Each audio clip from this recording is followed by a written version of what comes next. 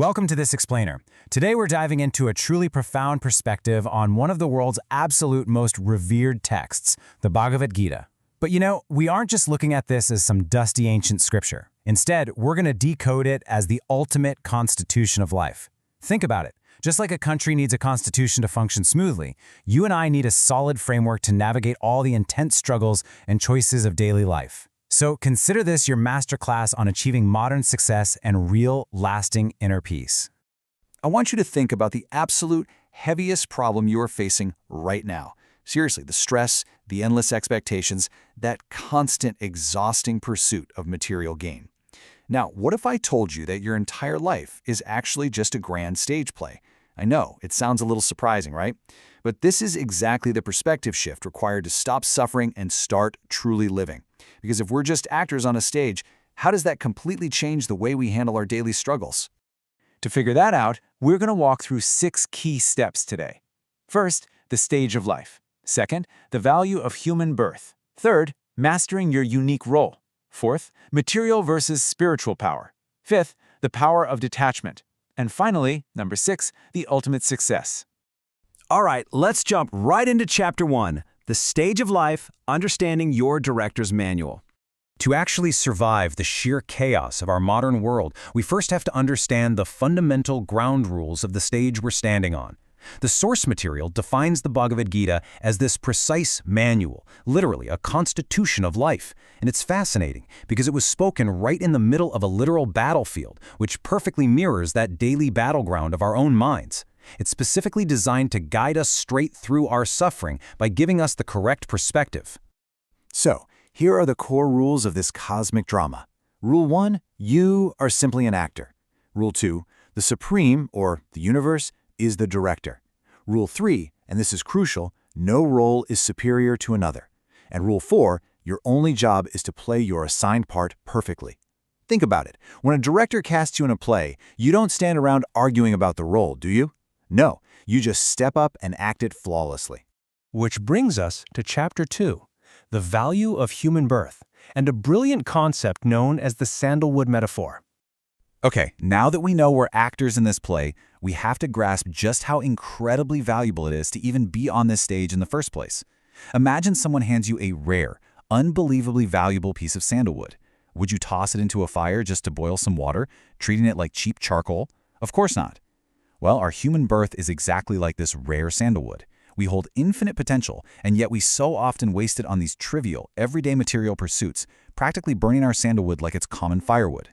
Because honestly, every single human life is rare and entirely priceless. We absolutely cannot afford to burn it away on the minor, fleeting dramas of material accumulation and status.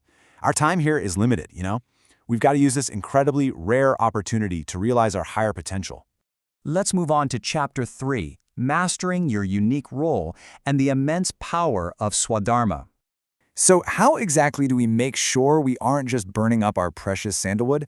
Well, we do it through something called Swadharma.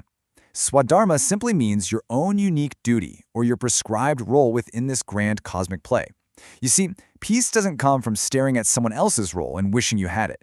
True peace comes from looking at the exact role you have right now, today, and executing it with absolute, unwavering dedication. Let's look at a powerful, everyday kind of example. Imagine a stage play featuring a king and a servant. The king has this highly public, super glamorous role, while the servant has a low visibility, very humble role. But how does the director actually judge them? Exactly the same way. They are judged solely by how well they played their given part. An actor playing the servant flawlessly will always receive more applause than a king who forgets his lines. The takeaway here? Your status doesn't matter one bit, your dedication does. To really help us understand our roles, the source material breaks life down into 4 beautifully structured phases, known as ashramas. First is brahmacharya, which is the student phase dedicated to learning. Then comes grihastha, the householder phase focused on family duty. After that is vanaprastha, where you take a step back to focus on your inner life. And finally, sannyasa, which is complete spiritual renunciation. Our duties naturally evolve as we walk up these specific steps throughout our lives. Next up is Chapter 4, Material versus Spiritual Power, the Clash of Two Strengths. As we go through life, it's super tempting to just focus on accumulating physical, material power, right? But the source shares this fascinating, dramatic story to highlight the contrast. Vishwamitra, who is this incredibly powerful king relying entirely on material weapons, attacks the sage Vashishta. But Vashishta doesn't fight back with armies. He simply places his wooden staff in front of him, representing his profound spiritual peace.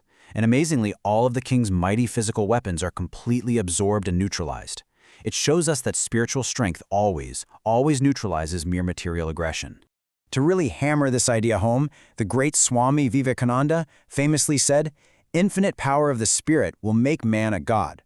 Because true human development isn't just about building up massive bank balances or gathering political power.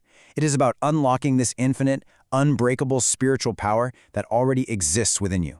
Let's dive into Chapter 5, the power of detachment, or acting without binding. So you might be wondering, how on earth do we live in a material world, do our jobs, and still manage to develop spiritually? Well, the secret is karma yoga. Karma yoga means performing your prescribed duties with intense, unwavering focus, but, and this is the key, without any attachment whatsoever to the resulting fruits, rewards, or outcomes. You do your absolute best, but you step back and let the director handle the final results. This entire concept is perfectly summed up in one of the absolute most famous verses of the Gita, Karmanye Vadakarste ma phaleshu kadachana. This translates to, you have the right to perform your duty, but you are not entitled to the fruits of your action. Think about it. When you work just for the reward, you suffer immensely if you don't get it. But when you work flawlessly simply to play your part well, you remain completely peaceful, totally regardless of the outcome. The source actually uses this incredibly brilliant, simple, real-world metaphor to explain this: the chair. Throughout our lives, we occupy different chairs of status. Maybe it's a CEO chair, a prime minister's chair, or a chair of wealth. But these chairs are temporary.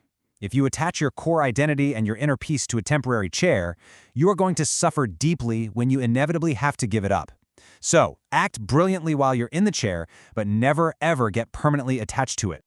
And finally, we arrive at Chapter 6, the ultimate success, achieving inner freedom. So what actually happens when we apply all of these concepts? Let's do a super quick recap. 1. You know life is a directed play. 2. You value your human potential like it's rare sandalwood. 3. You perform your unique role flawlessly. And 4. You detach completely from the outcomes. These 4 keys working together are what finally unlock the door to true freedom. Because at the end of the day, true success isn't just about surviving the drama, gathering wealth, and eventually dying. True success is achieving mukti, which is ultimate liberation. Mukti means deeply realizing that you are not the temporary role you happen to be playing.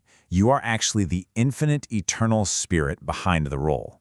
When you grasp that, you achieve total control over your internal and external nature, and you find this absolute, unbreakable peace. We've covered a truly profound blueprint today, so I want to leave you with one vital question.